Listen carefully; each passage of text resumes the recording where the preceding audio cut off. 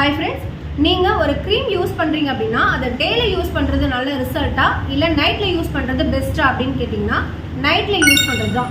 ஏதாவது ஒரு பெனிஃபிட் வேணும், உங்களுடைய ஸ்கின்னுக்கு தேவையான, அதாவது பிக்மெண்டேஷன் இருக்குது, ஸ்கின் வந்து டார்க் ஸ்பாட்ஸ் இருக்குது, அன்இவன் ஸ்கின் டோனாக இருக்குது அப்படின்னு சொல்லிட்டு ஒரு க்ரீம் யூஸ் பண்ணுறீங்கன்னா அதோடைய பெனிஃபிட் ஓவர் நைட் உங்களோட ஸ்கின்ல இருக்கும் போது அதை அப்சர்வ் ஆகும் போது தான் உங்களுக்கு ரிசல்ட் நல்லா இருக்கும்.